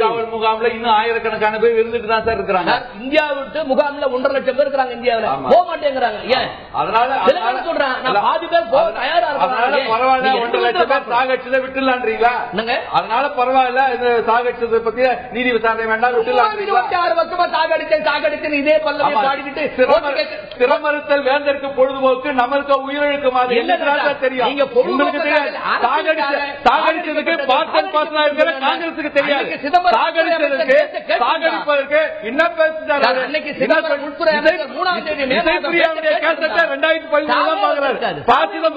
கலைஞருடைய வீட்டுக்கு வரும்போது இசைப்பிரியாவுடைய கேசட்டை பார்க்கிறதா சொல்லியிருக்க. இவர் ஒரு உள்துறை அமைச்சர், இவர் சொல்றதை நாம் கேட்டுக்கிறோமா? பேசுறாரு, சமாதானம் ஆயிடுவோம், ஆயுதத்தை கீழே போடுவோம், சாவே வேண்டாம், துப்பாக்கி வேண்டாம், சூடு வேண்டாம், கொலைகள் வேண்டாம்.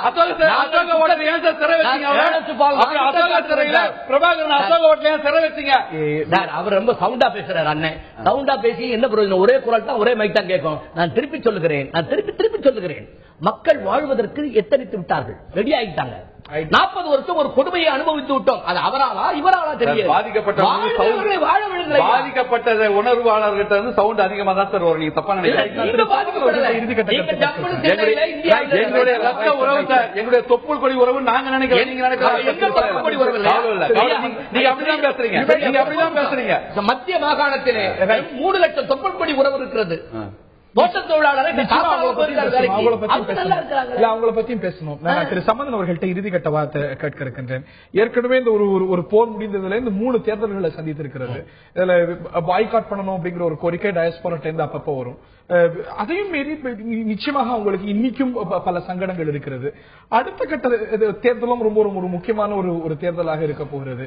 வாட் நெக்ஸ்ட் இன் ஸ்டோர் நினைக்கிறீங்க? என்ன மாதிரியான வாய்ப்புகள் இலங்கை தமிழர்களுக்கு அரசியல் ரீதியாக இருக்குன்னு நினைக்கிறீங்க? முக்கியமான வாய்ப்பு ஜனநாயகத்தின் மறுமலர்ச்சி. ஏன்னா இந்த மிக மிக துன்பியலான சம்பவம் நடந்து 6 ஆண்டுகள் ஆகியிருந்தது. அதற்கு மூல காரணமே ஒரு அரசியல் புறக்கணிப்பு தான், ஒரு தேர்தல் புறக்கணிப்பு தான்.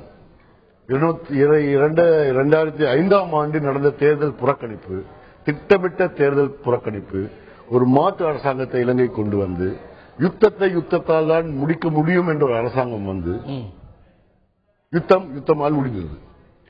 த வே ஃபார்வர்ட் நீங்க என்ன வழி இருக்குதுன்னா, எக்காரணம் கொண்டும் இந்த ஜனநாயக பாதையிலிருந்து, மக்களாட்சி பாதையிலிருந்து இலங்கை குறிப்பாக தமிழ் பேசும் மக்கள், நான் குறிப்பாக கூறுகிறேன், தமிழர்கள் என்று கூறவில்லை, தமிழ் பேசும் மக்கள் என்று கூறுகிறேன், யாழ்ப்பாணத்திலிருந்து வெளியேற்றப்பட்ட இஸ்லாமிய மக்கள், கிழக்கு இலங்கையில் உள்ள இஸ்லாமிய மக்கள் ஒரு மிலிட்டரைஸ்ட் மைண்ட் செட்ல இருந்து ஒரு டெமோக்ராட்டிக் மைண்ட் செட் வந்திருக்கிறது தான் மிக மிக மிக பெரிய வெற்றின்னு சொல்லலாம். குறிப்பிடத்தகுந்த முன்னேற்றம் நடந்திருக்கு அப்படின்னு சொல்றாரு. இறுதிக்கட்ட கருத்து திரு அந்தரிதாஸ், நேரம் ரொம்ப குறைவா. அதாவது மைத்ரி பாலாவை பற்றி தேர்தல் பிரச்சாரத்தின் போது டக்ளஸ் தேவானந்தா சொன்னார், நோ ஃபயர் ஜோனில் வந்தவர்களை எல்லாம் கிளஸ்டர் போட்டு சாகடிக்க வேண்டும் என்று உத்தரவிட்டவர் தான் மைத்ரி பாலா என்று டக்ளஸ் தேவானந்தா அவர்கள் சொல்லியிருக்காங்க.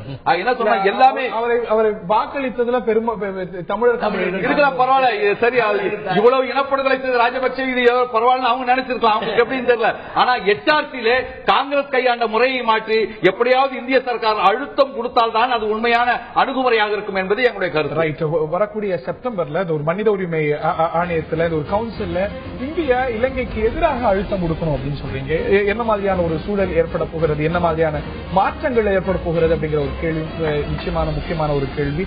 அந்த ஒரு கட்டம் முக்கிய கட்டமாக இருக்க போகிறது. இருவேறு பார்வைகள் இருக்கிறது. மாற்றங்கள் நிகழ்ந்து வருகின்றன, மெதுவாக இருந்தாலும் மாற்றங்கள் நிகழ்ந்து வருகின்றன அப்படிங்கிற ஒரு பார்வையும், அது அங்கீகரிக்கப்பட வேண்டும். We should give it some time அப்படிங்கிற ஒரு பார்வையும், நீதி கிடைக்காத போது என்ன மாற்றங்கள் இவை ஏமாற்றங்கள் தான் அப்படிங்கிற இருவேறு பார்வைகளும் இருக்கிறது. நிச்சயமாக முடிவெடுக்க வேண்டியது இலங்கை தமிழ் மக்கள். நிச்சயமாக தமிழர்களுக்கு அவர்கள் மீது ஒரு முக்கியமான தமிழ்நாட்டு தமிழர்களுக்கு இருக்கக்கூடிய ஒரு அக்கறை அப்படிங்கிறது ஜென்யூனானது, அதையும் மறுக்க முடியாது. இந்த நிகழ்ச்சியில பங்கு பெற்ற நால்வருக்கும், நிகழ்ச்சியில பங்கு பெற்ற சிறப்பு விருந்தினர்கள் நால்வருக்கும், பார்த்த நேயர்களுக்கும் நன்றி கூறி விடைபெறுகின்றோம். வணக்கம். ஆயுதெழுத்து நீட்சிக்கு மீண்டும் அன்போடு வரவேற்கின்றோம். பெட்ரோல் விலை உயர்ந்திருக்கிறது, டீசல் விலையும் உயர்ந்திருக்கிறது. ஒரு ஸ்டீப்பான ரைஸ் அப்படின்னு சொல்லலாம். பெட்ரோல் 3.13 ரூபாயும், அதே போல டீசல் 2.71 ரூபாயும் உயர்ந்திருக்கிறது. சமீபத்தில் இந்த ஒரு வீழ்ச்சி அப்படிங்கிறது பார்த்தோம் பெட்ரோல் டீசல் விலையில. இந்த அரசாங்கத்துடைய சாதனை என்று கூட சொல்லப்பட்டது. ஆனால் உயர்கிறதே, இது இந்த அரசாங்கத்துடைய சாதனையா அப்படிங்கிற கேள்வி எல்லாம் பிரதானமாக எழுந்திருக்கிறது. சர்வதேச காரணிகள் நிச்சயமாக இதற்கு இருக்கின்றன. ஆனால் இந்த விலை நிர்ணய முறைதான் இதற்கு காரணம், அது மாற்றப்பட வேண்டும் அப்படிங்கிற ஒரு கோரிக்கை பல கட்சிகளிடமிருந்து வந்திருக்கிறது. எதிர்கட்சிகள் இதை கண்டித்திருக்கிறார்கள். இதுதான் மோடி சொன்ன அச்சே தின்னா இனிய நாட்களாங்கிற கேள்வியை வைத்திருக்கிறார்கள். கேட்போம் நாமும். இன்றைய நிகழ்ச்சியில் இந்த விவாதத்தில் நம்முடைய பங்கேற்கிறார்கள் பாரதிய ஜனதாவுடைய மாநில செயலாளர் திரு KT ராகவ் மற்றும் காங்கிரசுடைய செய்தி தொடர்பாளர் திரு எர்னஸ்ட் பால் அவர்களும். பெட்ரோல் விலை உயர்வு பொறுப்பேற்குமா பாரதிய ஜனதா அரசு என்பதுதான் இன்றைய நிகழ்ச்சியுடைய கேள்வி. கேள்வியை கேட்கின்றேன் திரு ராகவன் அவர்கள்ட்ட. இதுதான் நீங்க சொன்ன அச்சது என்ன, எப்பொழுதெல்லாம் குறையும் பொழுது பாத்தீங்களா மோடி அரசாங்கத்துடைய சாதனை அப்படின்னு இதே அரங்கத்துல நீங்களும் உங்களுடைய கட்சியுடைய பிரமுகர்களும் சொல்லியிருக்கீங்க. இதுதான் அச்சது என்ன. ஆகஸ்ட் 2014 இருந்து பிப்ரவரி 2015 வரைக்கும் 10 முறை பெட்ரோல் விலை குறைக்கப்பட்டது. அது உங்களுடைய இதுதான் அச்சய தின் அப்படின்னு நீங்க சொன்னீங்களா? சொன்னது இல்லையே. அதாவது ஆகஸ்ட் 2014 ஒரு நிமிஷம் இல்ல, நாங்க சொல்லும் பொழுது அது அச்சய தினம் நீங்க ஏற்றுக்கொள்ளவில்லை. அப்பொழுது என்ன சொன்னீங்க? உலகம் இல்லங்க, எதிர்கட்சிகள் ஒரு நிமிஷம், எதிர்கட்சிகள் கடந்த 5 ஆண்டுகள் காங்கிரஸ் ஆட்சியில நடக்காத ஒரு விஷயம் 2014 ஆகஸ்ட்ல இருந்து பிப்ரவரி 2015 வரைக்கும் 10 முறை குறைக்கப்பட்டது. 17.11 காசுகள் குறைக்கப்பட்டது, ரூபாய் குறைக்கப்பட்டது. அப்போ அச்சய தின் வந்துவிட்டது என்பதை நீங்கள் நம்ப தயாராகல. அப்ப சொல்லும் பொழுது உலக மார்க்கெட்ல இருக்கிறது மோடிக்கு அதுக்கு சம்பந்தம் இல்லைன்னு பேசிட்டு, இன்றைக்கு அந்த காலகட்டத்தில் ஜனவரி பாத்தீங்கன்னு சொன்னா $45 இருந்தது. இப்ப பெட்ரோல் அந்த கச்சா எண்ணெயுடைய அந்த விலை $65 மாறி இருக்கிறது. அதனால் அது இல்லாம இப்ப டீகண்ட்ரோல் பண்ணியாச்சு. பெட்ரோலியம் டீசல் ரெண்டுமே டீரெகுலரைஸ் டீகண்ட்ரோல் பண்ணியாச்சு. அது இப்ப அந்த எண்ணெய் நிறுவனங்கள் முடிவு செய்கின்றது. அப்படிங்கிற வரும்பொழுது இன்றைக்கு உலக மார்க்கெட்டுக்கு ஏற்றாற் போல மாற்றி அமைக்கப்பட்டிருக்கிறது. அவ்வளவுதான். நீங்க அன்றைக்கு பிஜேபி காரணம் இல்லை என்று சொல்லும் பொழுது சொன்னீர்கள், இன்றைக்கு மாத்திரம் பிஜேபி காரணம் சொன்னா என்ன நியாயம்? உலக மார்க்கெட்ல எந்த அளவுக்கு விலை குறைந்ததோ அந்த அளவுக்கு விலை குறைக்கப்படல. ஆகையினால அந்த கேள்வி எதிர்கட்சிகளால் எழுப்பப்பட்டது. ஆனா இன்னைக்கு ஒரு பிளக்சுவேஷனும் கூட, அன்னைக்கு வந்து ஒரு பிளைட்டுடைய ஃபியூவலுடைய விலை பெட்ரோல் டீசல் விட குறைவா இருந்த ஒரு கட்டம் இருந்தது. மால் அட்மினிஸ்ட்ரேஷனால வந்த அவல நிலை இந்த நாட்டில் 10 ஆண்டு காலமாக காங்கிரஸ் கவர்மெண்டோட மால் அட்மினிஸ்ட்ரேஷனால அந்த பெட்ரோல் கச்சா எண்ணெய்க்காக நம்ம செலவு இது பண்ற அந்த பற்றாக்குறை அதிக அளவுல லட்சக்கணக்கான கோடி ரூபாய் ஆகிவிட்டது. யார் காரணம்? அது மால் அட்மினிஸ்ட்ரேஷன், காங்கிரஸ் கவர்மெண்ட் காரணம். இன்றைக்கு அதனாலதான் அதை சரி செய்வதற்கான முயற்சியை தான் நரேந்திர மோடி அரசாங்கம் எடுத்திருக்கிறது. இன்னொன்னு கூட சொல்ல முடியும், கடந்த காலங்களில் பிஜேபி கவர்மெண்ட் நாங்க வந்து உயரும் பொழுது காங்கிரஸ் கவர்மெண்ட் நாங்க அக்யூஸ் பண்ணிருக்கிறோம், கண்டிப்பா இல்லைன்னு சொல்லல.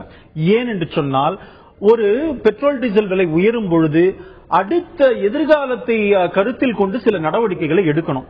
உதாரணத்துக்கு சொல்லணும்னு சொன்னா, இப்போ பவர் ப்ராஜெக்ட்ஸ் வரும்பொழுது அதற்காக அன்னைக்கு ஏறும்பொழுதெல்லாம் பெட்ரோல் விலை, அதாவது சர்வதேச க்ரூட் விலை எந்த அளவுக்கு உயர்முகத்தில் இருந்தது அப்படிங்கறத நீங்க ஏத்துக்கிட்டு மறுக்கவே இல்லைங்க. அதுதான் சொல்ல வரேன். அத இப்போ நீங்க வந்து 140 வரைக்கும் போச்சு டாலர், இல்ல 140 டாலர் வரைக்கும் போச்சு, இல்லன்னு சொல்லல. அப்ப அரசாங்கம் தொலைநோக்கு பார்வையோடு சில நடவடிக்கைகள் எடுத்திருந்தால் நடக்காது. என்ன நடத்தாங்க இவங்க? 20,000 மெகாவாட் சோலார் பவர் சூரிய மின்சக்தியை தயாரிக்கிறதா சொன்னாங்க. இந்த 10 வருஷத்துல நீங்க இவங்களோட ஆட்சி வெறும் 1000 தான், 1500 மெகாவாட் தான் தயாரித்தது. இப்ப இந்த மின்சாரம் தயாரிக்கிறதுல கூட இந்த மாதிரி டீசல் அதிகமா செலவாகுது. அதே மாதிரி கோல், நிலக்கரியை ஒழுங்காக பயன்படுத்துவதன் காரணமாக இன்றைக்கு நிலக்கரியில ஊழல் செஞ்சதுனால நிலக்கரியை ஒழுங்கா பயன்படுத்தணும்னா இந்த பெட்ரோல் டீசல் இவ்வளவு செலவா இருக்காது, அந்நிய செலாவணி இவ்வளவு செலவா இருக்காது. ஒரு நிமிஷம், இந்தியா பெட்ரோல் டீசல் இந்த கச்சா எண்ணெயை இறக்குமதி செய்வதற்காக இந்தியா செலவிடுகின்ற அந்நிய செலாவணி 30%. இந்த ஒரு கொள்கையை மற்றவங்க விமர்சிக்கிறாங்க. ஆனா உங்களுக்கு விமர்சிப்பதற்கான தார்மீக உரிமை இருக்கிறதான்னு பார்க்கணும். எந்த கொள்கையின் அடிப்படையில இந்த விலை உயர்வு நடக்குதோ அந்த கொள்கையை இன் பிளேஸ் போட்டவங்க நீங்க. அன்னைக்கு இந்த அரசாங்கம் என்ன விளக்கம் கொடுத்ததோ அதே விளக்கம் தான் கொடுத்தீங்க. அன்னைக்கும் சர்வதேச நிலவரத்துக்கு ஏற்றாற் போல குறையும் போது குறையல, ஏறும்போது கூடுதலா ஏறிச்சு. சோ உங்களுக்கு இதை பற்றி கேட்பதற்கான தார்மீக உரிமை இருக்கிறது. தார்மீக உரிமையுடன் தைரியமாக கேட்பதற்கு எங்களுக்கு உரிமை இருக்கிறது. ஐயா, பப்பு உந்தியானா உப்பு உந்திங்கிறாங்க. பெட்ரோல் விலை வந்து $65 தான் ஏறி போச்சுன்னா அது வந்து நீங்க வந்து பவர் பிளான்ட் நீங்க என்ன கொண்டு வரீங்க கேட்கிறாங்க. நான் திருப்பி கேட்கிறேன், மக்கள் பார்த்துக் கொண்டிருக்கிறார்கள். காங்கிரஸ் காலத்திலே $145 கச்சா எண்ணெய் விலை இருந்தது. அப்பொழுது இவர்கள் கேட்டார்கள், வணக்கத்திற்குரிய நிதியமைச்சர் ஜெட்லி அவர்கள் கேட்டார்கள் நாடாளுமன்றத்தில், இது வந்து மக்கள் உபயோகிக்கிற ஒரு மிகப்பெரிய தேவை, இதற்கு நீங்கள் வேறு வழி மாற்று வழி கண்டுபிடித்து விலையை குறைத்துத்தான் இதை நீங்கள் நடக்க வேண்டும் என்று கேட்டார்கள். இன்றைக்கு அதே சொல்ல நாங்கள் கேட்டா தப்பா? அப்பா இல்ல. ஒன்று. இரண்டாவது, இந்த பெட்ரோல் விலை ஏறுவதனால் காங்கிரஸ் ஆட்சி காலத்திலே விலைவாசி ஏறிவிட்டது. கத்திரிக்காய் விலை ஏறி போச்சு, வெண்டைக்காய் விலை ஏறி போச்சு, சுண்டைக்காய் விலை ஏறி போச்சு சொன்னவர்கள் இன்றைக்கு விலைவாசி ஏறாதா? காய்கறி நீங்க பாருங்க, நாளையில இருந்து எழுதிட்டு 2 நாளா நீங்க நம்ம மார்க்கெட்டுக்கு, கோயம்பேடு மார்க்கெட்டுக்கு போனா திடீர்னு அவங்க 15 ரூபாய் வச்சதா 32 பெட்ரோல் விலை ஏறி போச்சு. எங்களுக்கு வாடகை கூட்டியாச்சு, காலியாச்சு. 10 வருஷமாக காங்கிரஸ் அரசாங்கத்தை நீ லாயக்கில்லை சொல்லித்தான் மக்கள் குற்றச்சாட்டு வைக்கிறதுக்கான தார்மீக உரிமை உங்களுக்கும் கிடையாது. நீங்க விலை குறையும் போது நீங்க நாங்க தான் காரணம்னு பெருமை பேசுனீங்க. இன்னைக்கு அதே போல நீங்க ஏறும்பொழுது அதே பிரண்ட் எடுத்துக்கலாம். நீங்க என்ன சொன்னீங்க? காங்கிரஸ் ஆட்சி காலத்துல இந்த தவறு நடக்கிறதுக்கான காரணமே டீகண்ட்ரோல் ஆகியிருப்பது அப்படின்னு. அந்த டீகண்ட்ரோல இன்னைக்கு தாங்கி அதை விட அதிகமா உயரப்பிடிக்கிறீங்க. 40 ரூபாய் 40 ரூபாய் கச்சா எண்ணெய். இன்ஃபர்மேஷன் டீகண்ட்ரோல் கொண்டு வந்ததே பெட்ரோல்ல பிஜேபி கவர்மெண்ட் தான். இருங்க மீண்டும் சொல்லுறேன். நீங்க இந்த பழைய இந்த கேஸ்ல நம்ம ஸ்ரீலங்கன் இஷ்யூல கூட டிஸ்கஸ் பண்ணியிருந்தோம். நாங்க அதான் சொல்றோம், நீங்கள் சரியான அணுகுமுறை இல்லாததனால அணுகுமுறை மாற்றுங்கள் என்று சொல்லுகின்றோம். டீகண்ட்ரோல் பர்சி இஸ் நாட் பேட். ஆனால் மக்களை பாதிக்கும் எண்ணெய் நிறுவனங்கள்ட்ட இந்த அதிகாரத்தை கொடுக்க தேசிய பொதுக்குழு கூட்டத்தில் ராஜ்நாத் சிங் பேசியிருக்காங்க. நான் ஒத்துக்கிறேங்க. நீங்க பேசுறது பெட்ரோல் வரை டீசல் வரை ஏற்கவே மாட்டோம். என்ன தேர்தல் அறிக்கை ரெஃபர் பண்ணுங்க. என்ன டீகண்ட்ரோல் பத்தி அலோ பண்ணணும் ஹரி. இது பாருங்க, சொன்னோம் இல்லன்னு சொல்லல. ஆனா நான் என்ன சொல்றேன், இன்றைக்கு நான் ராங் சொல்ல, நாட் ராங் சொன்னேன். நீங்க தேர்தலுக்கு முன்னாடி சொல்லுங்க ராஜ்நாத் சிங் சொல்லிருக்காரு. அப்படி பாருங்க, நான் திருப்பி சொல்றேன். இப்ப கோல் இஷ்யூல கூட அரசாங்கத்தினுடைய நிலைப்பாடு தப்பு அப்படின்னு சொல்லும் பொழுது அப்ப சொன்னீங்களே, இப்ப மாத்திட்டீங்களேன்னு பேசுற மாதிரி இருக்கீங்க. பேசுறது நீங்க அதே மாதிரிதான். யார் பெட்ரோல் டீசல் விலையை நிர்ணயிக்கிறது அப்படிங்கும் போது என்ன கூடாதுன்னு நீங்க சொல்லிட்டு இன்னைக்கு அரசாங்கம் செய்ய வேண்டிய விஷயங்களே சரியா செய்யாம இன்னொருத்தட்ட கொடுக்கும்போது என்ன நடக்கும்? இன்றைக்கு நாங்க பண்ணீங்கன்னா பேச முடியாது. கொஞ்சம் அலோ பண்ணுங்க பேசுறது. உங்களுக்கு தான் கேட்கிறேன். இப்ப நான் என்ன சொல்றேன், ஒரு முடிவை எடுக்கும் பொழுது எதிர்காலத்தை ஆலோசிச்சு எடுக்கணும். நாங்க இப்ப பிரச்சனை ஏன் வந்தது, நாங்க $140 இருக்கும் பொழுது நாங்க பண்ணலையே, அதுதான் அது கூட ஒரு பிரச்சனை. எதிர்காலத்தை நீங்க கருத்திலே கொள்ளல. நான் அதான் சொல்ல வரேன். சோலார் பவர்ல 20,000 மெகாவாட் கொண்டு வரேன், நீங்க 1000 மெகாவாட் தான் வந்தது. தயவு செஞ்சு மிஸ்டர் ஹரி, நீங்க எதுக்காக எல்லாம் இந்த பெட்ரோல் டீசல் செலவாகுதுன்னு முதல்ல தெரிஞ்சுக்கோங்க. நான் சோலார் பவர் சொல்லுது அது காரணம். அதே போல எல்லா பவர் ப்ராஜெக்ட்ஸுக்கும் டீசல் பெட்ரோல் அதிகமாகுது. இதுக்கு தான் இந்த கவர்மெண்ட் மாத்தி பல விஷயங்களை சொன்னதுனால உங்களுடைய இறக்குமதி குறையும், கன்சம்ஷன் இறக்குமதி செய்யறது குறையும். இப்ப அதுக்காக தான் சொல்லிருக்கேன். அதை கடந்த காலங்களில் செய்யவே இல்லைங்கிறது தான் என்னுடைய பாயிண்ட். இப்ப எங்களை பொறுத்த வரைக்கும் இன்னைக்கு வந்து டீகண்ட்ரோல் ஆயிருக்கு. அரசாங்கம் அந்த கம்பெனிஸ் அதை பார்த்துட்டு இருக்காங்க. நீங்க அப்ப நாங்க டீசல் விலை குறையும் பொழுது அது எங்க கிட்ட இருந்தது. இந்த முதல்ல இந்த 1 இயர் இப்போ இந்த பிப்ரவரி இந்த ஆகஸ்ட்ல இருந்தெல்லாம் இருக்கு பாத்தீங்களா, அப்ப அரசாங்கத்து கையில இருந்தது. அரசாங்கம் இல்லையோ இல்ல பெட்ரோல் இல்ல டீசல் இப்ப டீகண்ட்ரோல்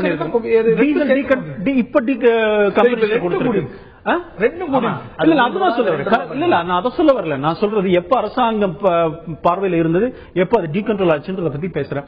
what all set and ton இன்றைக்கு இருக்கிற வேர்ல்டு இதுல ஏறி இருக்கிறது உண்மை. 17 ரூபாய் குறைஞ்சிருக்கிறது, அதை நீங்கள் பாராட்ட மனமில்லை. இன்றைக்கு 6 ரூபாய் ஏறி இருக்கிறது. எவ்வளவு ரூபாய் குரூடு குறைஞ்சது? சர்வதேச நிலவரத்தில் குறைந்த வேகத்தில் பெட்ரோல் டீசல் நீங்க சொன்ன மாதிரி அது பண்ணிருக்க இல்ல. அது நீங்க பண்ணிருக்கணும் தான், கவர்மெண்ட் இல்லன்னு சொல்லல. பண்ண முடியாத காரணம் அதுல லட்சக்கணக்கான கோடி ரூபாய் கடனை வச்சது யாரு? உங்க கவர்மெண்ட். இன்னைக்கு அந்த பெட்ரோல் டீசல்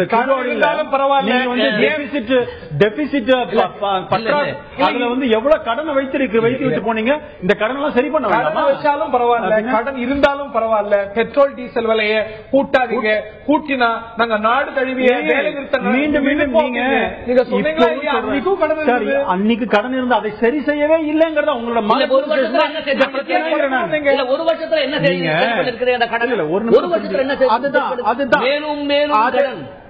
இந்திய குடிமகனுக்கு நீங்க ஒரு வருஷத்துல நாங்கள் நினைத்தபடி அந்த மக்களுக்கு கொண்டு போக முடியலங்கிறது காரணமே நீங்க தாங்க.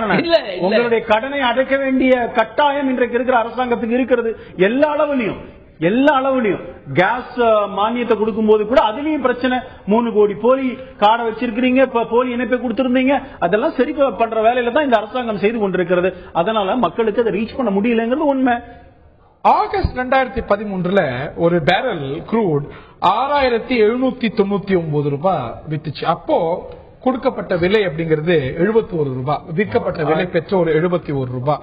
இன்னைக்கு 4234 ரூபாய் ஒரு பேரல் அப்படிங்கிற சமயத்துல 70 ரூபாய் அப்படிங்கும்போது வாட் இஸ் த லாஜிக்? இதுதான் லாஜிக்.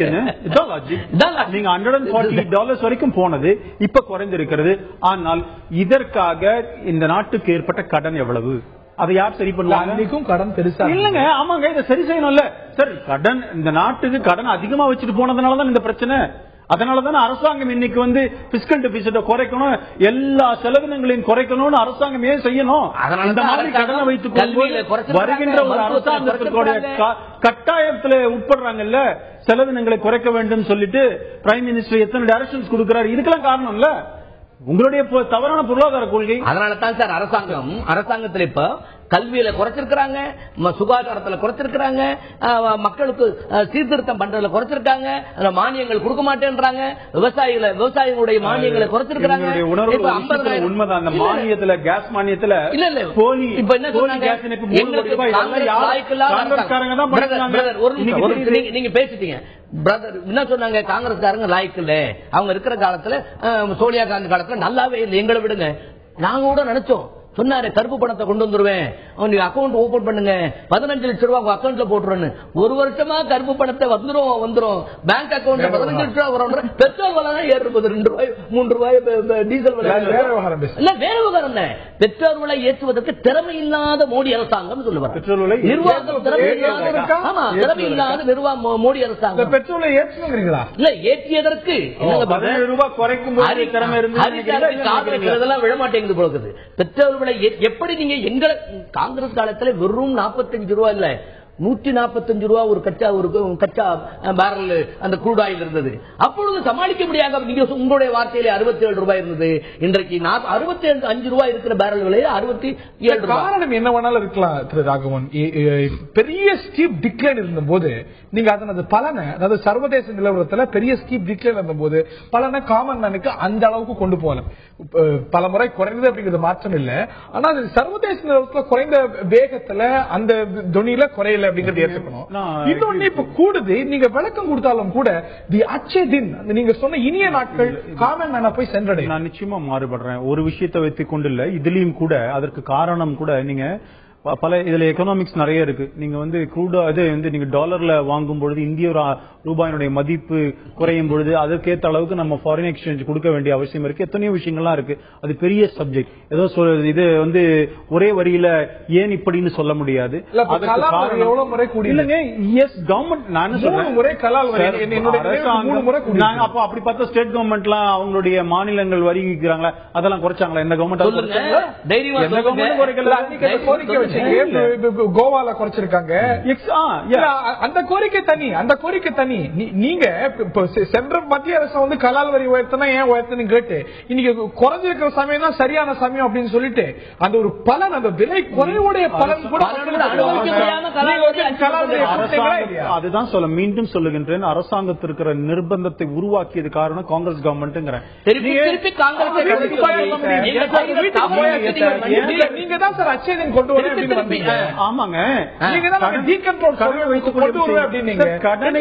கடனை அடைக்கின்ற ஒரு நிலைப்பாட்டை அரசாங்கம் எடுத்த ஒன்னும் தப்பு கிடையாது. அரசாங்கம் செய்ய வேண்டியது தானே. உங்களுக்கு என்ன போச்சு, நீங்க எல்லா கடனும் வாங்கிட்டு போறீங்க. இன்றைக்கு இதே நாட்டுல இதே விளக்கத்தை தான், இதே பிஸ்கல் விளக்கத்தை தான் நாங்க வந்து விலையை கூட்டுறதுக்கு போன மத்திய சர்க்கார் சொன்னது. சரி, என்ன நடந்தது என்ன? நான் என்ன சொல்றேன், மீண்டும் இதுதான் திருப்பி வரேன். நீங்க 1000 சொன்னாலும் கூட நீங்கள் சொன்னதை நிறைவேற்றி இருக்கிறீர்களா? இதை குறைப்பது, கன்சம்ஷனை குறைக்கிறதுக்கு எந்த முயற்சியும் இந்தியாவில் 5% ஒவ்வொரு நிலையமும் 5% வச்சுக்கணும் விலை நிர்ணயத்தை சொன்னீங்க. பாருங்க, நீங்க திருப்பி இப்படியே வரீங்க. நீங்க ஒரே வரியில இருக்கலாம். அன்றைக்கு இவர்களுடைய நிலைப்பாட்டில் இருந்த குழப்பத்தின் காரணமாக அப்படி சொல்லப்பட்டது. நீங்க நாங்க 2G கேஸ்ல நாங்க வந்து ஏலத்துக்கு விட்டோம். இவங்க ஏலத்துக்கு விட்டு ஒண்ணுமே நடக்கல, ஒண்ணுமே இல்ல, இது இல்லாம போச்சு. 1,00,000 சில்லற கோடி வருது எங்களுக்கு, இவங்க விட்டா ஒண்ணும் இல்லாம இருக்கு. அப்ப அவங்க விடும்பொழுது நீங்க அப்செக்ட் பண்ணீங்களா? இப்ப நீங்களும் தானே ஏலத்துக்கு போறீங்க. உண்மையிலேயே சார், கோல்ல 4 லட்சம் கோடிக்கு மேல வெறும் 32 கோல் ஃபீல்டு ஏலம் விட்டுதே இன்னைக்கு கவர்மெண்ட்டுக்கு 4 லட்சம் கோடி வருமானம் வருதுன்னு சொல்றாங்க. 214 கோல் ஃபீல்ட விட்டுட்டு ஒண்ணுமில்லாம ஃப்ரீயா கொடுத்துட்டு அந்த அரசாங்கத்துக்கு ஒண்ணுமில்லாம விட்டோம். நாங்க வந்து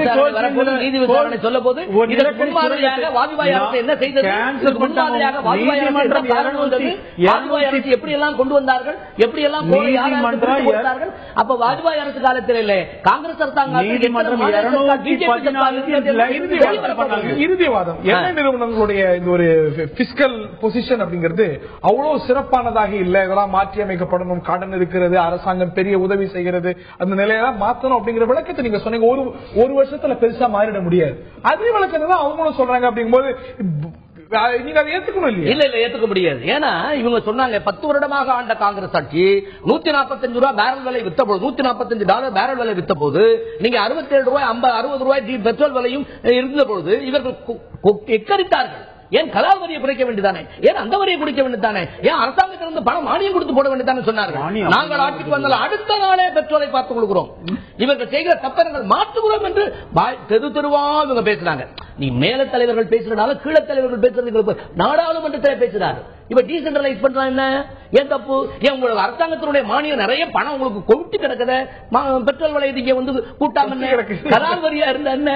அங்க பேசுவது மானம் இடை பேணுவது ஈனம் கம்பராமாயணத்துல வர மாதிரி ஒரு சொல் வருகிற மாதிரி பேசுவது மானம் இடையிலே பேணுவது ஈனம். இந்த ஒரு வருடத்திலே மக்கள் எதிர்பார்க்கிறார்கள். 12 மாசத்துல 18 முறை வெளிநாடுகளுக்கு சென்ற ஒரே பிரதமர் அவர் பெட்ரோல் விலையை குறைப்பார் என்று எதிர்பார்க்கிறோம். அவர் டீசல் விலையை குறைப்பார் என்று எதிர்பார்க்கிறோம். நாங்க ஒரு நல்ல நிகழ்ச்சி நிறைவு. என்ன பொறுத்த வரைக்கும் இந்த அரசாங்கம் எதிர்காலத்தை கருத்தில் கொண்டு சில முடிவுகளை எடுத்திருக்கிறது. பெட்ரோல் கச்சா எண்ணெய் இறக்குமதியில நம்ம குறைச்சி இன்னும் கூட, ஏன்னா ஒவ்வொரு வருடம் 5% எக்ஸ்ட்ரா தேவைப்படுது. ஆட்டோமொபைல் இண்டஸ்ட்ரியில பாத்தீங்கன்னா நிறைய வாகனங்களுடைய வரத்து வருஷம் 10% அதிகமாகுதுன்னு சொல்றாங்க. வரும்பொழுது இன்னும் அதிகமான தேவை இருக்கிறது. அதுல உள்நாட்டுல சில மாற்று எரிசக்தியை உருவாக்குவதற்கான முயற்சி இந்த அரசாங்கம் எடுத்துக்கொண்டிருக்கிறது. அதே போல இதெல்லாம் பாத்தீங்கன்னா பவர் செக்டார்ல அதிகமான பயன்பாடு இருக்கு, எண்ணெயுடைய பயன்பாடு, டீசலோட பயன்பாடு இருக்கிறது. அதை மாற்றி அமைப்பதற்காக தான் சோலார் எனர்ஜியில கான்சென்ட்ரேட் பண்ண ஆஃப்ஷோர் மின்சாரத்தை உற்பத்தி செய்வதற்கான வேலையை இந்த அரசாங்கம் செய்து கொண்டிருக்கிறது. அதனால இது சரியா தவிர்க்க முடியாதது அப்படின்னு சொல்ல, இதுதான் அச்சேதனா, இதுதான் நீங்கள் சொன்ன இனிய நாட்களா? எந்த கொள்கையின் அடிப்படையில் இந்த விலை நிர்ணயம், இந்த விலை உயர்வெல்லாம் வருகிறதோ அந்த கொள்கை எதிர்க்கப்பட்டது. இன்று அதே கொள்கையின் அடிப்படையில் இந்த விலை உயர்வும் நடக்கிறது அப்படிங்கிற விமர்சனங்களும் எழவே செய்கின்றன. அரசாங்கம் சில பிராக்டிக்கல் ரீசன்ஸையும் இல்ல இது சாத்தியப்படாது, இது தவிர்க்க முடியாது அப்படிங்கிற காரணிகளையும் சொல்கிறது.